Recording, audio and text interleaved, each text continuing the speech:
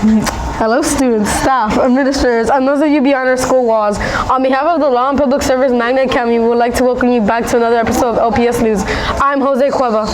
We also want to thank those of you that have subscribed to our channel. We are here to share with you all that is important to you, the viewer.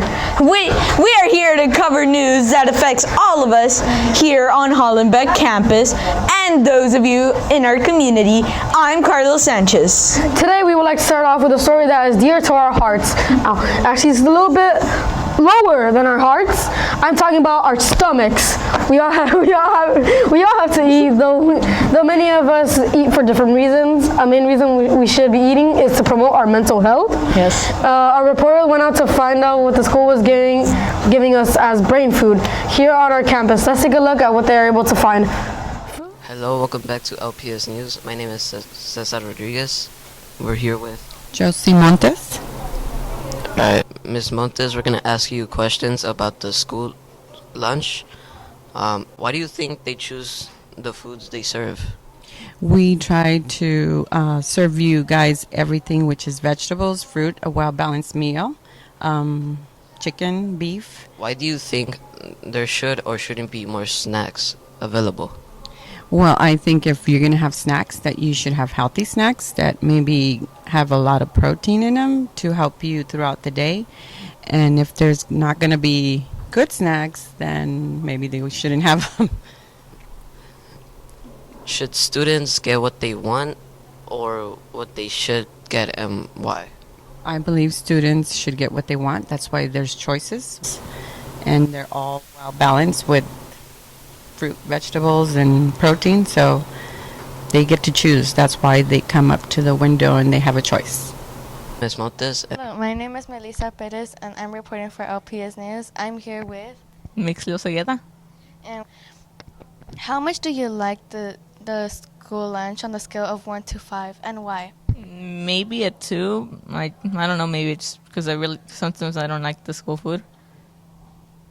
In what ways do you think the lunch is healthy? I mean, they serve us broccoli and stuff. Like, I think What type of food would you like to have in school and why? I would like to have mango and watermelon because I like that kind of food. Would you bring your own food or would you rather eat the school food and why? Maybe like both. Sometimes, like every now and then, I bring my own food. Thank you, Mixley. This is Melissa Perez reporting for LPS News. Hi, I'm Daisy from LPS News, and I'm here with Ashley. Okay, how much do you like this lunch on a scale to 1 to 5, and why? 2.5 because there's good food, but like there's not good food, so yeah, I guess 2.5. In what way do you think the lunch is healthy? They have some veggies. They don't serve all junk food, and they have some milk. Would you bring your own food or eat school food, and why? I would like to eat from my house because I like my house food better than here. Thank you, Ashley. This is Daisy Flores from LPS News, and back to you. Food is clearly a big part of our lives. So let's feed our bodies correctly. Remember that the food we eat turns into blood. The blood feeds our brain, and our brain helps us academically. I know we all like reaching out to those spicy chips. Yes. The ones that leave your fingers red. Yes. But apparently those are not healthy. So we're going to try to put healthier food in our system so we can promote brain health and make the right decisions. Oh, making the right decisions should be something that we attempt to do throughout our whole lives. At everything that we attempt, sometimes people only make bad decisions, but they make horrible decisions.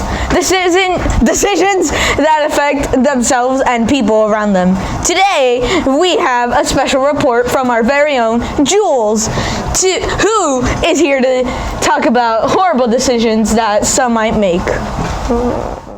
Thanks, Carlos. And yes, you are right. We are living in a time where we are seeing horrible things. Some of those things include violence that not only occurs at wars or in horrible battles, but violence that is making its way into our schools. We are talking about active shooters that are making their way to our campuses. In the past 5 years alone, there have been 123 students killed and 264 students injured in the events as well. In fact, the most recent school shooting happened this past December 3rd in Oshkosh, Washington. We wanted to see what some of you on our campuses thought about the horrible plague that is called an active shooter. Hi, I'm Isaac, and I'm here with Mr. Wynn. Today, we will be making a report about school shootings and how they make it safe. What do you think provide the school more protection to prevent school shootings? Well, we have a closed campus and we have systems in place in an event like a school shooting or an emergency happens. We have a system of lockdown drills that we practice, and hopefully we never have to use it in a real life setting, but every adult has a role in our plan, and our first priority is to keep our students safe. And what would you do if you were in a school shooting? I would hide. Unless he's in another building, I would run. Alright, so how do you feel about school shootings? They're bad. Why do you think? What would the first thing you would do when a school shooting happens? If it was on campus? Yeah. I would make sure that my doors are locked and secure. I would make sure that my windows are, that the blinds are down, that all my students are in a particular part of the room, and make sure that they're absolutely quiet. If the gunman happened to enter into my classroom, I would try to shield my students from it and intervene. Hi, my name is George from LPS and this is Zachariah. How do you feel about school shootings? I feel that they're really bad for the students that are inside of the buildings or outside. Why do you think people do school shootings? Maybe because they're emotionally distressed or they just have problems. What do you think are the consequences for the people who do the school shootings? I think it's either prison time or them being penalized in some way. Thank you, Zach. And this is Dylan. And what do you think causes school shootings? Local kids. They crazy and they bring a gun to school and they shoot up everybody. What's your opinion on school shootings? What? What was that? What's your opinion on school shootings? It's dangerous. What are the consequences if someone does a school shooting? They could go to jail. Thank you, Dylan. This is And today we'll be talking about school shootings. What's your opinion on school shootings? My opinion is that they're terrible, horrific, and saddening. What do you think causes school shootings? Bullying, different kind of problems at home. You know, a kid can go through a lot of problems. I think most of it can come from problems at home, and then it only adds upon it when bullying and other sorts of stuff happens at school. Would you be scared if you were ever involved in one? Of course, and I wouldn't be involved in one in the first place. Thank you, Matthew, for your time. Back to you guys. Indeed, these people are not well and they pose a threat to us all that are in a school. We're glad to know that our district has a plan for the unlikely event that we should have an active shooter in our campus.